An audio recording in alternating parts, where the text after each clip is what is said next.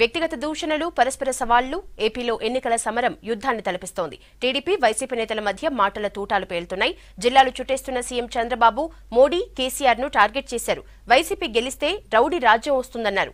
5 ఏళ్లలో ఏం చేశారో చెప్పలేని చంద్రబాబు మోసపూరిత మాటలతో ప్రజల్ని మరోసారి మోసం చేస్తున్నారని జగన్ మండిపడ్డారు. ఆంధ్రప్రదేశ్లో ఎన్నికల ప్రచారం జోరుగా సాగుతోంది. సుడిగాలిలా పర్యటిస్తున్నారు సీఎం చంద్రబాబు. పశ్చిమ గోదావరి జిల్లా పాలకొల్లు, ఆచంట, కృష్ణా జిల్లా అవనిగడ్డ, గుంటూరు జిల్లా రేపల్లి నియోజకవర్గాల్లో ప్రచారం చేశారు. ప్రధాని మోడీ, తెలంగాణ సీఎం కేసీఆర్ ఏపీపై కక్ష కట్టారని చంద్రబాబు విమర్శించారు. జగన్ కి అధికారం వస్తే రాష్ట్రంలో రౌడీ రాజ్యం వస్తుందన్నారు. అప్పుల రాష్ట్రమైన తెలంగాణ కంటే మెరుగైన పాలన అందిస్తున్నానని చెప్పారు చంద్రబాబు. మన రాష్ట్రానికి పెట్టిన పెద్ద శని ఈ జగన్మోహన్ రెడ్డి. ఈయన లేకపోతే కేసీఆర్ లేదు, మోడీ లేదు, వాళ్ళని ఎదుర్కోగలుగుతాం.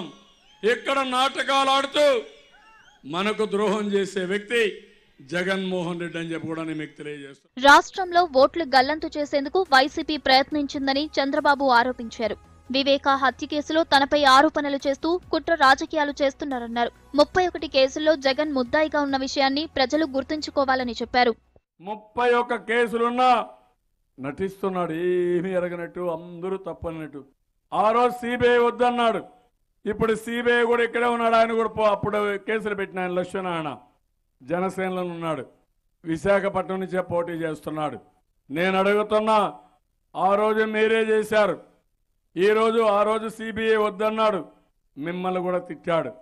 ఈరోజు సిబిఐ ముద్దు అంటున్నాడు. ఆ రోజు వద్దన్నాడు, ఈరోజు ముద్దు అయిపోయింది. కారణం ఏంటో లక్ష్మణాన్ని కూడా నోరు ఇప్పాలని మరొకసారి మీ అందరి ద్వారా డిమాండ్ చేస్తున్నాను. వైసీపీ అధినేత జగన్ ప్రచారంలో స్పీడ్ పెంచారు. శ్రీకాకుళం జిల్లా పలాస, విశాఖ జిల్లా పాడేరు, పశ్చిమ గోదావరి జిల్లా పిఠాపురం ఎన్నికల్లో సభలో పాల్గొన్నారు. చంద్రబాబు ఏపీని మద్యం అమ్మకాలు, రైతుల ఆత్మహత్యల్లో నెంబర్ 1 గా నిలిపారని జగన్ ఆరోపించారు. మోసపూరిత సీఎంగా బాబుకు దేశంలో నెంబర్ 1 స్థానం ఇవ్వొచ్చని ఎద్దేవా చేశారు. 5 ఏళ్ల తన పాలనలో ప్రజలకు ఏం చేశారో చెప్పకుండా మరోసారి మోసానికి దిగే ప్రయత్నం చేస్తున్నారని విమర్శించారు. రాష్ట్రంలో జరుగుతా ఉన్న అన్యాయమైన పాలన చూస్తా ఉన్నాం. రాష్ట్రంలో ఇవాళ చంద్రబాబు నాయుడు గారు తన 5 సంవత్సరాల పాలన మీద ఓట్లు అడగలేకపోతా ఉన్నాడు. కాబట్టి చంద్రబాబు నాయుడు గారు ప్రజల కళ్ళను మళ్లించేందుకు చంద్రబాబు నాయుడు గారు కుట్రలు పండుతా ఉన్నాడు ఇవాళ రాజకీయాలు చూస్తా ఉంటే. వైసీపీ పోరాటం వల్లనే బాక్సెట్ తవ్వకాలు ఆగాయన్నారు జగన్. డ్వాక్రా మహిళల రుణాలు పూర్తిగా మాఫీ చేస్తామని చెప్పారు. విశాఖ ఏజెన్సీలో ప్రత్యేక జిల్లా ఏర్పాటు చేస్తామని జగన్ హామీ ఇచ్చారు.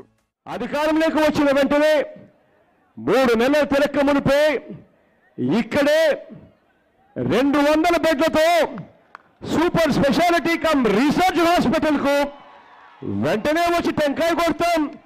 2 సంవత్సరాలలో హాస్పిటల్ పూర్తి చేసి నడిపిస్తాను అని చెప్పి మీ అందరికీ కూడా హామీ ఇస్తా ఉన్నాం. మరోవైపు మేనిఫెస్టో విడుదలపై 2 పార్టీలు తర్జన భర్జన పడుతున్నాయి. ఇవాళ టీడీపీ మేనిఫెస్టో విడుదలవుతుందని ప్రకటించినా చివరి నిమిషంలో వాయిదా వేశారు. గన్నవరం తాజా ఎమ్మెల్యే పులవర్తి నారాయణమూర్తి జగన్ సమక్షంలో వైసీపీలో చేరారు.